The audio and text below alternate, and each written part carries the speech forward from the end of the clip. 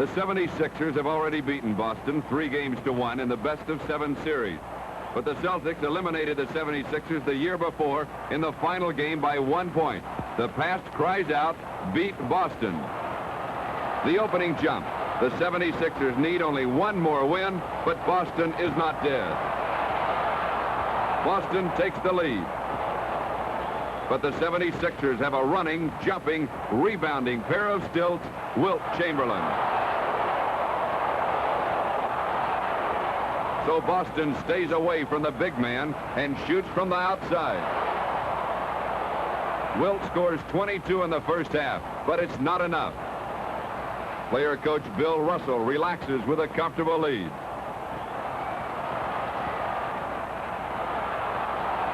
Boston is not dead.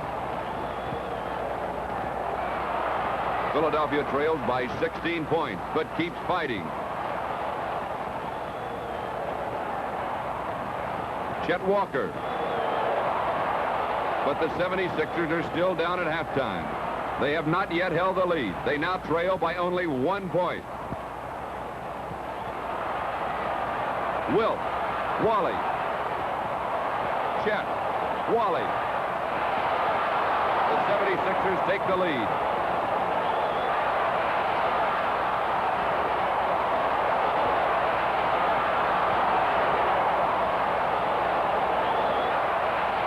And then Luke Jackson.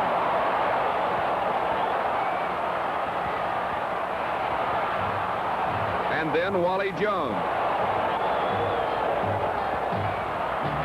And then Wally again. Jones hits 8 out of 9 and breaks Boston's back. Wally describes how it felt. As soon as I hit my first shot, and I felt quite confident, and I just felt the streak come on. And every time I had the ball, I felt so confident that I just continued to shoot.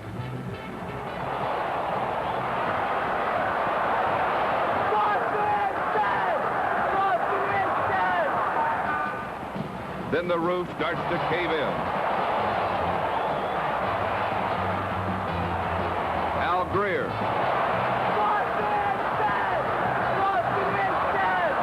Under the boards, the famous Russell Chamberlain duel reaches a settlement.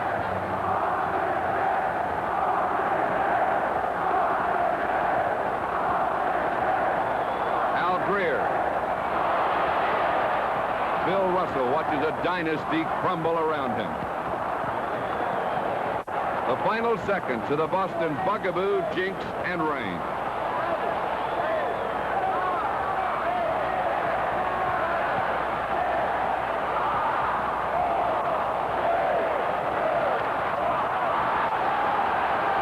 To the Eastern Division champs, here's how it felt. You never can tell when the Celtics are dead. It's always good that you know they're finally out of the way. This was something that we and the Philadelphia fans had been looking for all of these years, the chance to be thrown that team.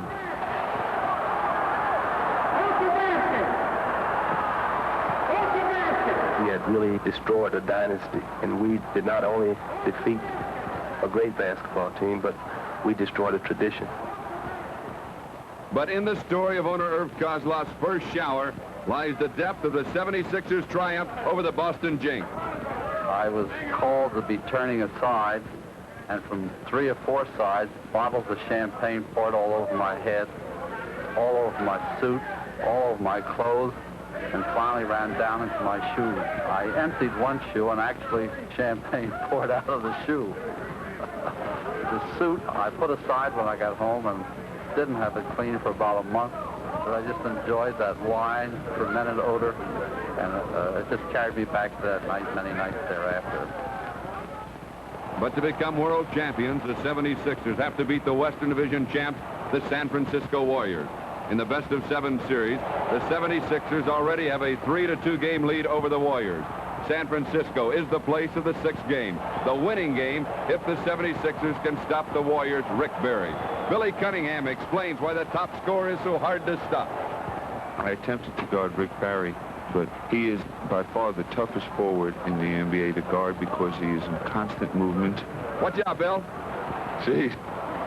It's late, very late in the 4th quarter. The 76ers lead by only 1 point. The tension builds, and 76ers coach Alex Hannum. Now it looked again, like we were going to let something slip away from us and we were going to have to take it back to Philadelphia. 15 seconds to go. Rick Barry with the ball. Walker guarding. I got a lot of help from Chamberlain, and between both of us, we managed to stop him. And we managed to force him into a bad shot. Luke Jackson got the rebound, and I think that was the turning point of the game. It's all over. The Philadelphia 76ers are the world champions. The feelings are mixed. We played so many games during one season, and right away was just another win. But then the next day, it really came down on me. Actually, it's very, very tired. It's a long, long climb. We knew we could do it. We knew we wanted to do it. We felt that this was the year that we were going to do it. And we did it the hard way. We did it on the road. It's a great thing to be world champs because you're not only the best basketball team in the United States, you are the best basketball team in the whole world, and that includes Russia and China and every place. And you really don't feel the impact of the whole thing until you, like some nights you sit around or you lie down in bed and you think about it. And then you realize that you are the best. It's a great feeling. It's snowing in upstate New York, but the stars will shine at the Syracuse War Memorial, where the National Basketball Association presents its 11th annual All-Star Game.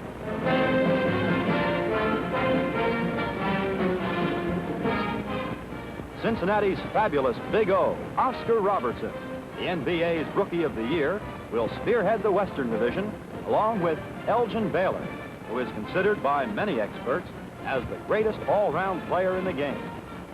Mr. Basketball, Boston's Bob Cousy, has been named to every All-Star squad, as has his Eastern teammate, time-scoring champion of the NBA. The favored Easterners lead the West 7 victories to 3, but it's the blue-shirted Westerners who control the opening tap. The West draws first blood when the Hawks' Clyde Lovellette hits from the outside. Bob Cousy sets up Dolph Schayes, who drives in for a dandy deuce. That's Jerry West bringing the... Tom Gola knocks the ball away from Oscar Robertson, but the Big O recovers and feeds to Bob Pettit.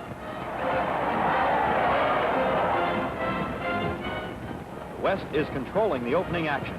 A steal by Jerry West paves the way to more points as big Clyde Lovellette bombs in another.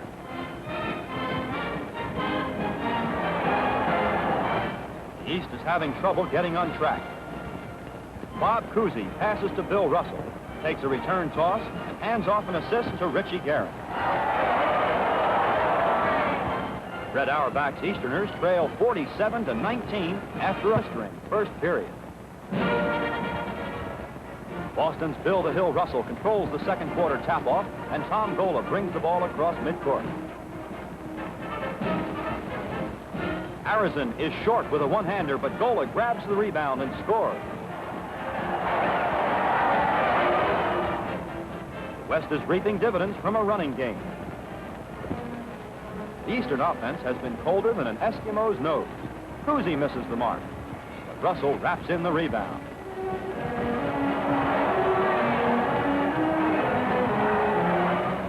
That's Elgin Baylor passing to Walter Dukes, and the big boy bags a bucket.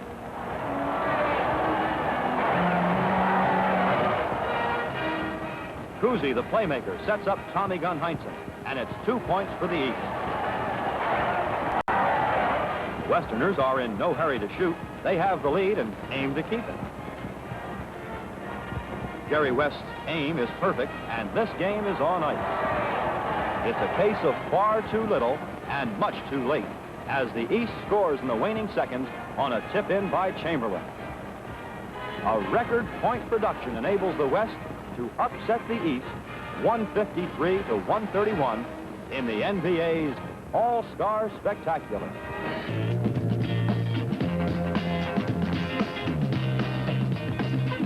Marquette University is a co-ed school in Milwaukee, Wisconsin.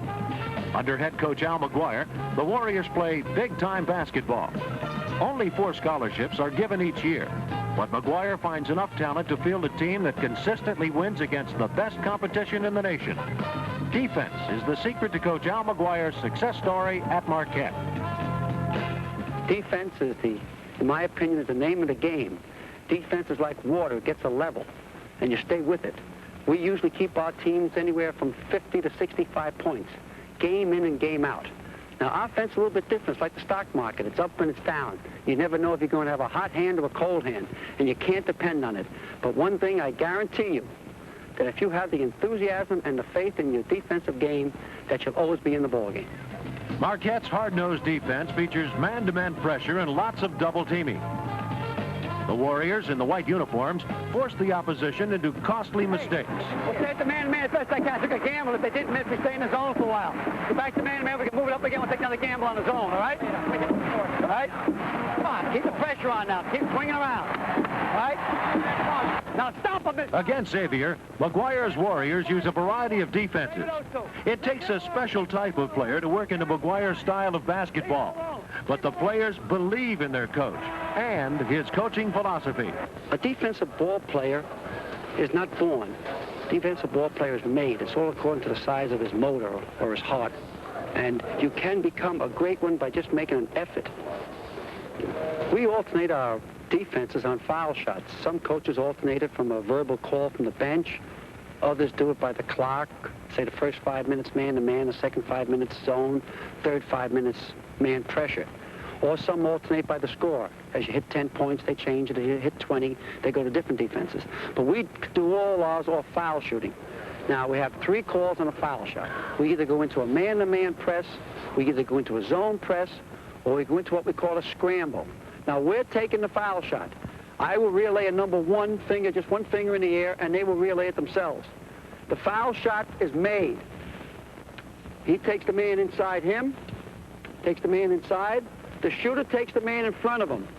The trail men come up and put pressure on each man. That is simply our man-to-man press, number 1. All right, number 1, let's go. Get your positions. All right. Come on, get to him. All right. The man-to-man press causes many mistakes and tires out the opponents. They're covered like a blanket from one end of the court to the other. Up, work it. Come on, move up there. All right, move back, Dean. Hurry up. Make up the distance. You got him, Jeff, Dean. Good. Now, number 2 is our zone press. And our zone press consists of 2-2-1. The foul shooter comes all the way back down court and settles in here. The 2 back men move up. And the 2 men on the foul line move back, right to there. Now that gives you a 2-2-1 zone press. On the zone press, instead of following individual men wherever they go, each defensive player is responsible for guarding a section of the court. And the pressure is applied as the ball enters that particular area. Hustle back, Dean. Hustle back. Guard him once more. Add him once more, Dean. All right, now form your zone. Okay. That's it. Rebound. All right. Now, on our scramble, we will pick up the men just exactly the same as we do in the man-to-man press. This is number 3. But we will not push them. It'll just be token. We'll stop about 4 or 5 feet away from them. And we allow them to come down court. And as these men come down court, the second the man with the ball steps over the half-court line, he is then attacked by the weak side guard. Gresh, come back and help him. Come on, guys. The scramble is a maneuver used to rattle the opponent and force him to lose control of basketball. Come on, Dean. There you are. Hey, give us 1 big minute now. 1 big minute on D. With the outcome of this game still not certain, Coach McGuire asks his team for 1 more all-out effort on defense. He gets it. It's the full-court press. The Warriors respond to every signal from the bench.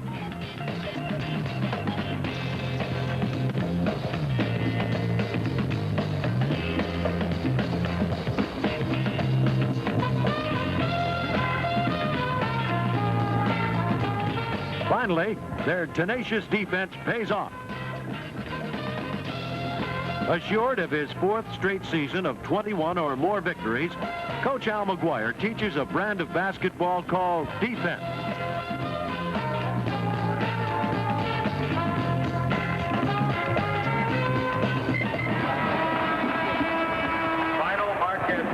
It all adds up to a winning tradition for Marquette.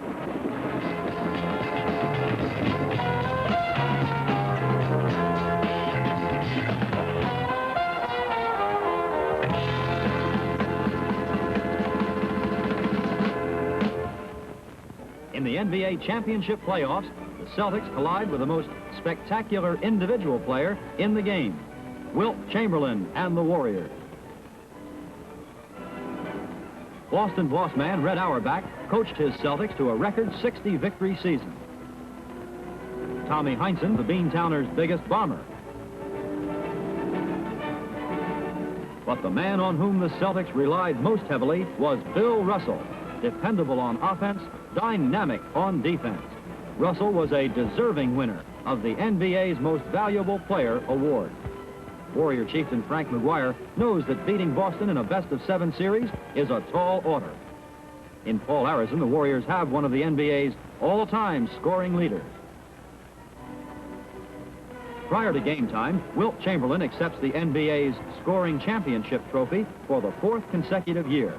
The 7-foot-1-inch giant set 10 individual records during the season while averaging over 50 points per game. The green-suited Celtics control the tap and draw first blood with K.C. Jones assisting Tommy Heinsohn.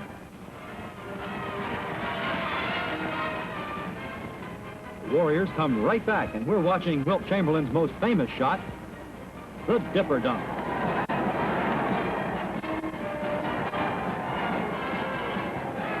Bob Cousy, Boston's Mr. Basketball, riddles the ropes from way out.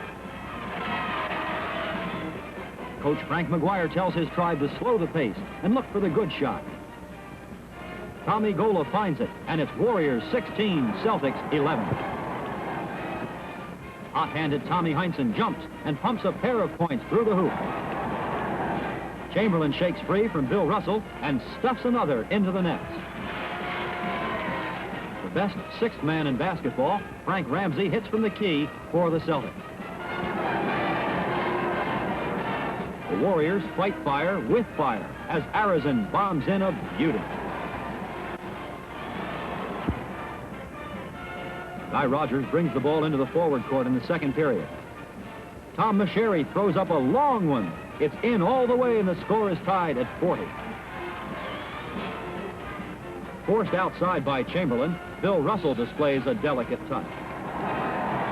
There goes Boston on its famous fast break. Sam Jones shoots and hits.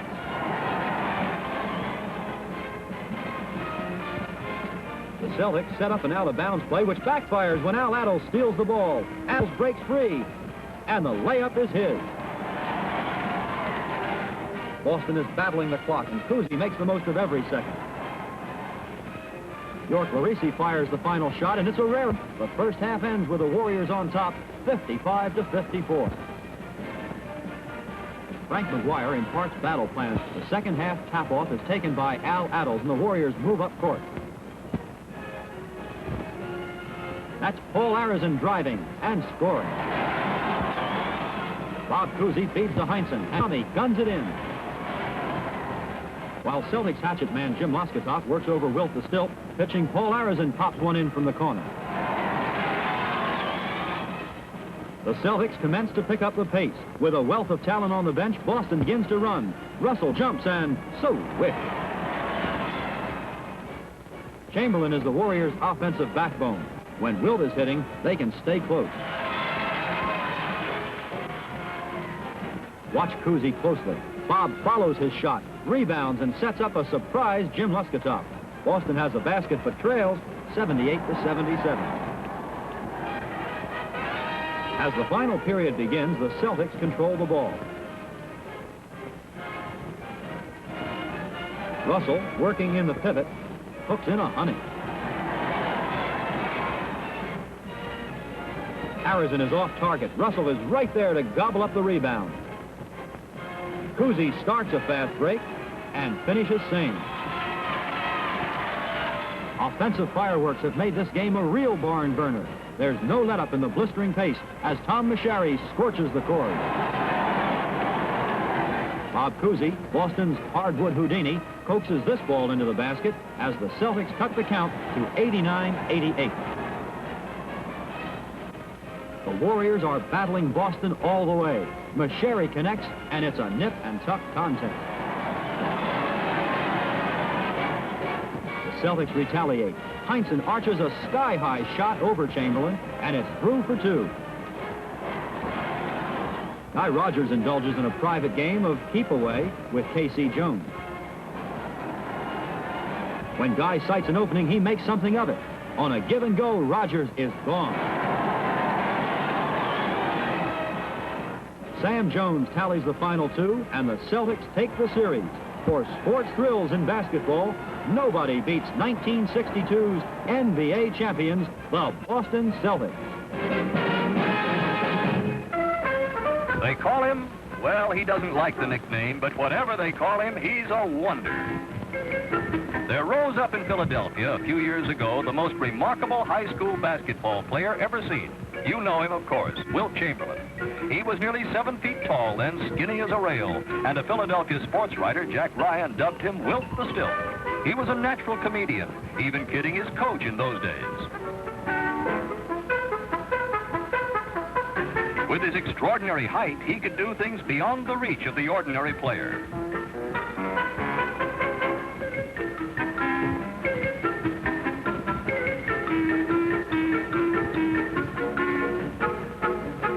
In high school competition, he outclassed the opposition. His favorite shot was a back-off, a fall-away jump shot. And, of course, under the basket, he was unstoppable. Every basketball-minded college in the country wanted Wilt Chamberlain, but he finally elected the University of Kansas. As a college player, he became more serious. He rarely exercised his bent for comedy.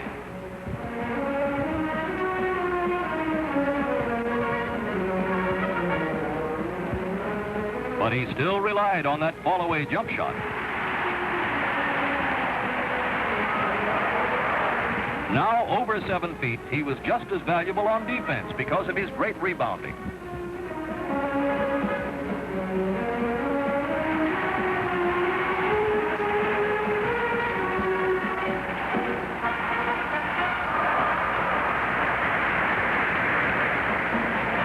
He had outclassed schoolboy opponents. He was a terror in college, and the Philadelphia Warriors signed him for the big league, the NBA. Now he was to face the pros, men almost his own size, like Bill Russell, star center of the Boston Celtics. 6 feet 10 and one of the best defensive men in basketball history. Would the pros cut Chamberlain down to size?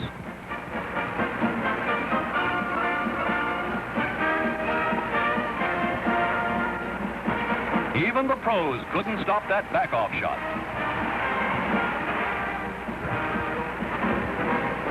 Russell was pretty good at those tap-ins, too.